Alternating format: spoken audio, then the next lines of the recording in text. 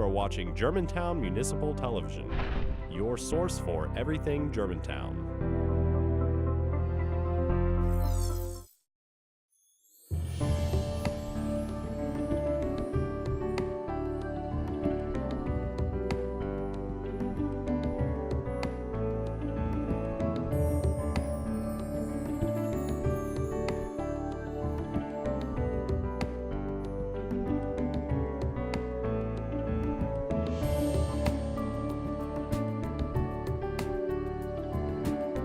Hello, I am your Superintendent, Jason Manuel. I'd like to welcome back our GMSD family to school for what is sure to be the best year yet. Here you can discover some exceptional students, staffs, programs, and alumni within the Germantown Municipal Schools. Airing each month, Spotlight on Excellence will shine a light on the great things happening in our district. Today our show will feature a special behind-the-scenes look at our Riverdale edition and a preview of the Houston High Band's marching season program. But first, we will talk with a student who is making a real difference in our community. So I'd like to welcome one of our students, Claire Midha. Did I say it right, Claire? Yes. So tell us a little bit about yourself. What grade are you in?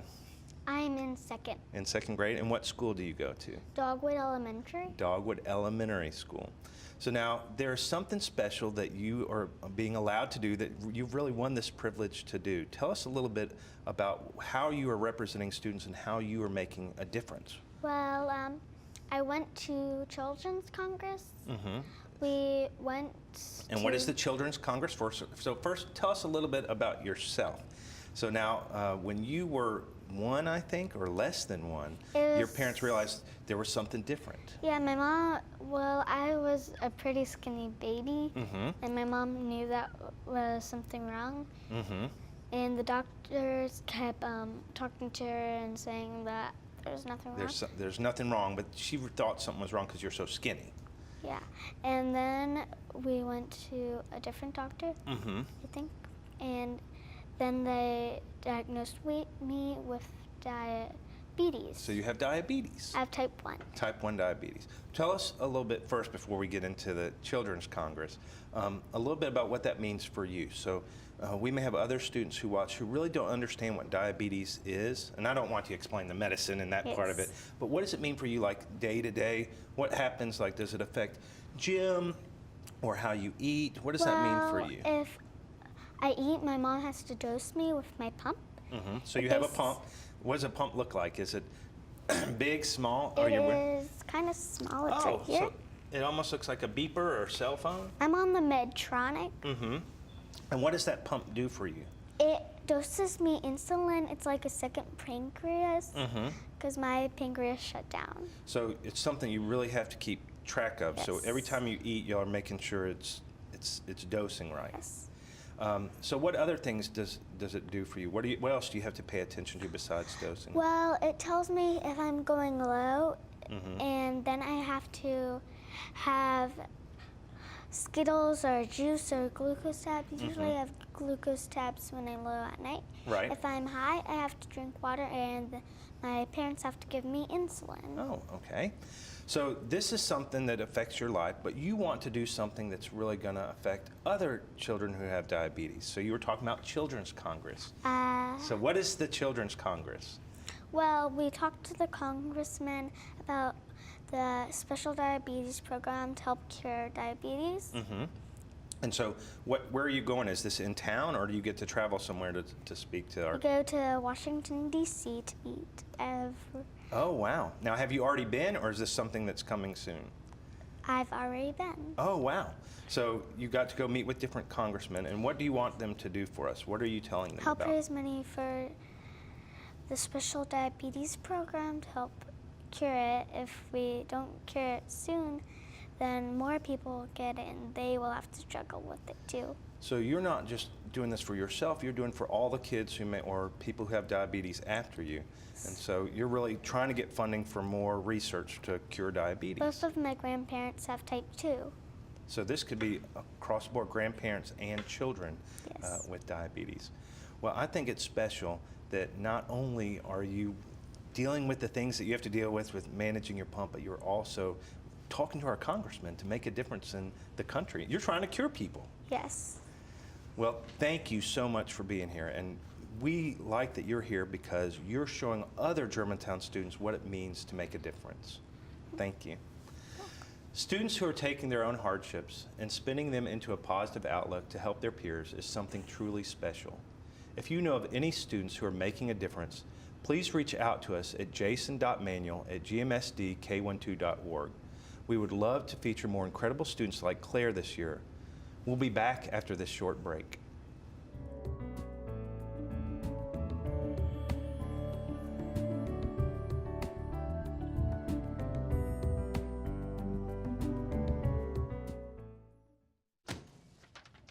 Hey, Hard, what's this? That's my resignation letter. You're resigning. Why? Because you're constantly ignoring me. You're half as active as you used to be, and you get stuff like this. You've been putting me under a lot of pressure lately. That's why I'm ready to quit. I forgot. I'll do better. Please, don't quit on me. Okay, but remember, it's not what you say, it's what you do. Listen to your heart. Don't let it quit on you. Let's go for a walk. Uncontrolled high blood pressure could lead to a stroke, heart attack, or death. Get yours to a healthy range before it's too late. Checking your fantasy league? Nah, just my 401k statement. Nice. Where'd you find the money for that? I just been saving a little every month. I can't seem to save anything. Well, what about all this? What about the money you're spending? What money? It's gone before I can get my hands on it. I got a pizza for a Todd. Hey, can somebody spot me? When it comes to financial stability, don't get left behind. It's 547. Get tools and tips for saving at feedthepig.org.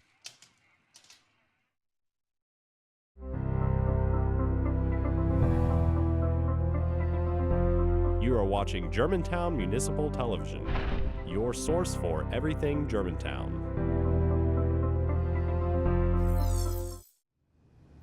Welcome back. With me in the studio now is the director of the Houston Band, Matt Taylor. The Houston Band is one of the most highly decorated bands in the country, and we are excited to hear what's in store for audiences this year. Thanks for being here, Matt. Thanks. So tell us a little bit about you first. How long have you been the band director at Houston High School? This is my fourth year in total being at Houston High School. I was the assistant band director for 2 years, and this is my second year as the head director at Houston High School. So now, where had you been before you came to Germantown? I taught at Cordova and Arlington High School and Millington Middle School. So I've been around the old Shelby County schools for a while. And was this something you always knew that you wanted to do, to be a band director? Yes, yes. I grew up in Germantown, went to Germantown High School with Lanny Bird was my band director, and I knew from a very early age that this is what I wanted to do. Well, tell us a little bit. I'm glad you're here with us, and I'm glad you chose to be in Germantown Schools because you were making such a huge difference in our program. Tell us a little bit about what's in store for us this year, what we can expect. The program for us this year is entitled David, and it uses the story of David versus Goliath, and it kind of, we do it in an abstract kind of way. It's all about overcoming adversity, whether it's self-doubt or physical stuff that we're dealing with out on the field. And it's about overcoming things, and we tell a story through music and through movement, and the kids are doing a really good job with it. Oh, well, exciting. Now, is there anything that we need to look forward to? Because I know in years past we had exciting props when they, I think they did Monty Python one year. There was actually a cow that flew over. Yeah, and the cow still lives in the band room. We're going to keep that under wraps right now. Okay. We have a few surprises, and we add things as the season goes. So every time you come out to a Friday night football game or a contest on Saturday, you'll see something different. Oh, exciting. Yeah. Now, this band this year, tell us a little bit about the composition. How many students approximately do y'all have? We're right under 240, which is a wonderful number of students. Have about 30 girls in the color guard and 30 in the drum line, and the rest is horn line. They're a wonderful group of students, really dedicated, really hard workers, and they are just phenomenal this year. I love teaching them every day. How exciting. Now, one of the things that I think that we enjoy is seeing it develop, because y'all don't start first game, you don't have the whole performance on cue. So how do you decide what you're adding each time as we're watching during the season? So it kind of depends on, first of all, how much we get done at band camp, which happens 2 weeks before school starts. And we try to get about 25 pages of drill, different movements that you see Friday night. And then we just add a little bit every day. Like the last couple of rehearsals we've had, it's about 5 or 6 pages of drill a day. And so the first game we'll probably do about 2.5, maybe 3 minutes of the show. and the show's about 8 minutes long. So every football game we try to add something new for the fans to see. And then your target is the competition that y'all compete in, or y'all actually compete in several competitions. Yes, our first one is September 16th. We're going to be up at Union City, up 2 hours north of here. And that gets us started off competitively, and then every weekend until fall break, we are at, there's one at Briarcrest, there's one at Arlington on all those Saturdays, and then after fall break, we return with our big competitions at University of Tennessee at Martin and MTSU. Oh, wow. Now, these students are doing more than just the marching band performance, too, because you also have smaller groups that compete really in the off-season, too. Tell us a little bit about some of those. Yeah, we have our band program puts the largest amount of students in the All-West and the All-State competitions that we have here. So we're really about that. We have kids that do governor's school. We have kids that do, you know, the jazz bands and small ensembles like the trombone ensemble and stuff. We're just busy all year long. Now, are there still drumline competitions? And I think there used to be a color fest for yes, the there color is. guard, All too. that, the drumline and the winter guard competes starting in January, and they'll run all the way through March with their big championships that they go to. Oh, so. Incredible. Besides the ongoing competitions you do year-round, we're really hearing incredible things about you personally, because the students love you, you know that, but also to your partnership with the football team and just really creating an event that's a community event for everyone. And tell us a little bit about how the band is entering the stadium, because that's different than what we've done in years past. Last year, Coach Hudgens came to me and said, hey, let's do this thing together. I said, that sounds wonderful. So last year we started it. We start the Mustang Walk, I think is the official name. And we march in at the very front, and the cheerleaders come with us, and then the football team comes behind them, and the Mustang Mob is out there to cheer for us. And it's turned into almost like a college atmosphere on Friday nights here at Houston. It's wonderful. So we go out there, we march the football team in, we make a tunnel for them to run through, and we play the fight song as they come out. And I'm just so blessed and privileged to work with guys like Coach Hudgens and all his staff. The relationship that we have with them between band and football is really special. And that's what they're saying about you too, is that this is a true partnership between, that's creating an event. We've got synergy that's really making a special environment for us. And that's what it's all about. So looking forward in the future, what things are you excited about for your band program? Do you have goals that y'all talk about with the students? Yes, we do. We want to raise the level of our competitive marching band every year to build upon what we do well and to kind of tweak things a little bit, be the best we can do. The next step for us is to start competing at the big national competitions. We hope to do that next year. Oh, exciting. The circuit is called Bands of America, and that's what we're aiming towards. We're preparing for that. And still plugging away at the concert band stuff, sending in tapes to perform at all state and national conventions, stuff like that. Well, I can't wait to see what you're going to do with our band and see how they perform, because y'all have created something special. Thank you. All right. We can't wait to hear the Houston Band performing at the first football game on August 25th. And now, let's watch a sneak preview of their big halftime show.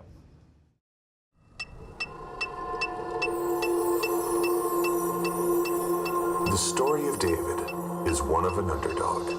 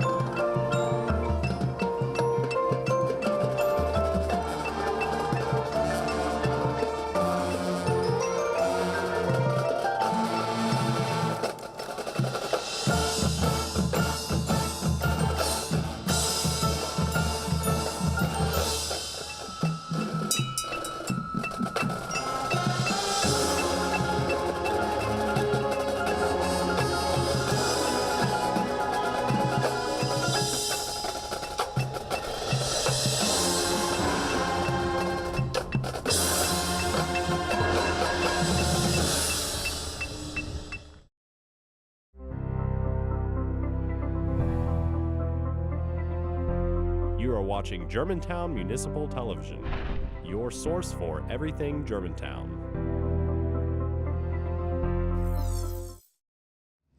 And now we take a break this month from our normal programming to show you a short documentary called Beyond the Box that chronicles the building of the Riverdale Edition. And to all of the citizens of Germantown, thank you for supporting us. Together, we are building something excellent. 3, 2, 1! After engaging community members and city leaders in the discussion about replacing the portables, Germantown Municipal School District also opened up the design of the building to stakeholders themselves. We like to say that we didn't design this building, teachers designed this building, parents designed this building. And this was our first real opportunity as a district where we could design the type of facility that was not just going to provide the status quo, but the facility that was going to move us into the 21st century. As a teacher, I feel like we really worked in some of the things that the rest of the teachers were wanting. I thought it was a great experience working with the community on this project. Not often do you get a chance to have a community that is so pro-education. In 3 short years, the project that became known as the Riverdale Edition was funded through a unique partnership between the City of Germantown and the Germantown Municipal School System. One of the things that came up a lot in our workshops with the community is they didn't want it to look institutional. What we wanted to do is create a transparency from the inside to the outside to the inside. I mean, they included landscaping. I mean, it looks nice. It is unique for us and different with the security aspect because our setup before, once someone was buzzed in the building, they had access to everything. Now as they walk in the first set of doors, they'll be buzzed in another door into the waiting area, which is beautiful. One of the saddest things as a teacher to come in when it's dark during the wintertime and leave when it's dark. This building doesn't allow teachers to do that. They're always going to be exposed to natural light. The design is full of little details, like a re-imaging of how lockers should function. It has a countertop, so any of the students that have a book bag or something can throw it on top, but nobody's on top and nobody's on the bottom. The new building relies heavily on a principle of sustainability and melding the outdoors with the indoors, including several locales around the campus. The new building has a lot of outdoor spaces that are going to be a fantastic opportunity for learning. Teachers are going to be able to take their kids out and talk about imagery within language arts. The outdoor amphitheater space is going to be great for us. I can see teachers taking their classes out there. It's a very nice area right there in between the buildings by the rain garden. Water fountains received an upgrade and now serve as filling stations for water bottles. The lights are LEDs, cutting down on utility bills. Likewise, sustainable materials have been utilized in the flooring. The product that was chosen was marmoleum. It's still a tile product, but aesthetically it's very pleasing. It doesn't have to be stripped and waxed during the summer like our VCT tile in our other schools does. If you do LED lights on the front end, there is a tremendous savings in value on the back end on your utility bills and your maintenance cost and your replacement of those lights. This classroom allows multiple light settings for the teacher so that they can dim depending on what activity they're doing. They can really change the mood of their lesson. Also, some really unique features where you can daylight harvest, set timers, so we're going to have a tremendous utility savings. While the building is full of innovations, perhaps the most compelling design shift can be seen in the classrooms, where the facility provides a backdrop for a new generation of teaching and learning. One of the things that we see in our new way of viewing education, we're moving away from an industrial model where students sit in rows and they're learning through rote memory and they have to learn a process and procedure. Within the new building, we have the types of furniture. We have individualized desks. We have tables that can be put together to create that round table discussion atmosphere. So it becomes more of a community, more of a capability to be able to work together and to collaborate more. I think a 21st century teacher, you're going to see a lot of the teacher as the facilitator, a lot of student-led activities, teacher walking around the classroom and working with the students, questioning them to promote that higher order thinking. In addition, the seating areas out in the hallway are great as well, that you can take a small group out into the hallway and work out there, and there's even plugs out there and they can plug up their devices if they need to charge out there as well. It's this little bar in the classroom where you can sit, it's away from other part of the class, and you can sit there with like an iPad or computer, and it's nice to, it's just away from the class, so you can have your own little lesson over there. We have the flat panel televisions with the Apple TV in every classroom, which will be great for the teacher. When they're creating assignments in the classroom on their devices, the teacher can throw that one student's computer screen up on and project it up onto that television. They're going to see improved wireless technology. This is not the traditional teacher's lounge, where you'll find the couches that are covered with plastic where teachers can go have their cups of coffee and just rest in between classes. We want a true space for teachers to collaborate. The building not only replaces the 23 portables with 21st century classrooms, but it was clear that there were other needs in the community to be addressed. This new Riverdale expansion is going to open up doors and possibilities for our Parks and Rec department. So one of the things that this new gym does is it increases the space that Parks and Rec has for all of their leagues. And so we were able to get a nice hardwood gym floor down in there. We've got the basketball goals, which in addition to being able to put them up in the ceiling, they are height adjustable just with the turn of a key.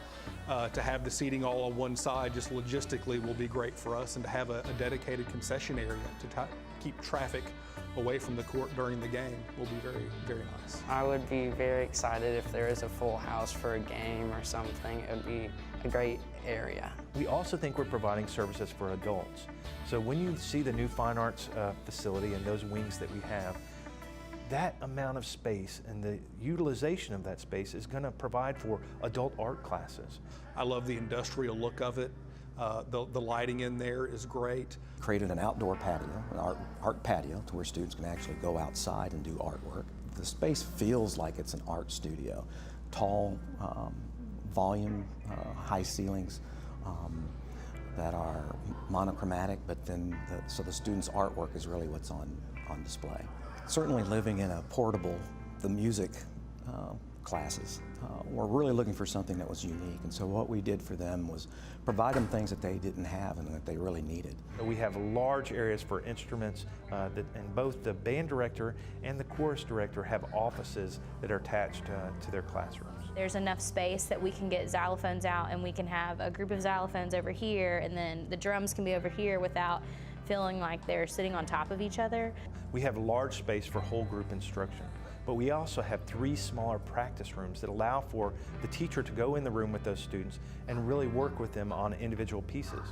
So we have the historical science lab that has the set blacktop tables that are resistant to chemical burns and stains, and we have gas that if they're using Bunsen burners, and water if they're doing a water lab. We have that traditional science lab. But we also have a larger space that's connected to it that is a true maker space. It's a true STEM lab. So if you're working on a robotics project, you can have the tables in there and be working, or if you need the space to be able to do something down on the floor, the tables can be moved very easily and you have that space. So much more bigger, it looks so much more organized. It looks like a real science lab. My favorite space in the Riverdale expansion is the multi-purpose room. It is the heart of the school. It allows the old school to connect to the new. The middle school students can now have a split lunch schedule. Having a K-8 model is a wonderful model for students, but it also poses some challenges for the school district. This multi-purpose room, it allows those middle school students to have a completely separate lunch schedule from the elementary school students. I can see that being a good space for our orchestra teacher to take the orchestra in to be able to play. I can see that being a great area for additional STEM activities if you want to go in and race your cars that you've built or fly your airplanes that you've built. Surrounding the campus, new parking lots and a plan for efficient site circulation were added. We always want to be good stewards of the roads. We've doubled the amount of queuing pattern that cars that we can pull into to allow students to exit and enter the building. All the light fixtures that are in the parking areas are cutoff fixtures, low LED dispersion, so you have good light quality, but you don't have bleed on the neighbors. We're putting back green space, we're putting back a preschool playground, we're putting back basketball court, so that you have a site that really flows. I just want to say thank you to everyone who played a role in the development of this new expansion. This was a new partnership for how the school district was going to work with our commissions, with our board of mayor and aldermen, with all of our city officials. How are we going to work together to design something special? One word could describe it all: wow. No offense to the old school, but it looks nothing like the old school. It's just all fresh, it's all new, it's all up to date. Historically, with a lot of school buildings, the biggest push was for square footage. We are all building with limited funds. We understand that taxpayers are the ones who are really the ones that are providing this service for us and our students. But we have to think beyond just the box. We have to think beyond square footage. What's special about this Riverdale project and the plans and designs that we have for it is it truly has an impact on instruction. If our children are spending their days in these settings, we want them to have the best possible setting. We want them to have every advantage so they are going to succeed academically, emotionally, socially, so they can grow as individuals. That's what we get at this Riverdale expansion. Thank you for watching this month's Spotlight on Excellence. If you'd like more information about this or any other show on Germantown Municipal Television, visit us on our website at www.gmtvonline.org. Until next time, this has been your Superintendent Jason Manuel for this month's installment of the Germantown Municipal School District's Spotlight on Excellence.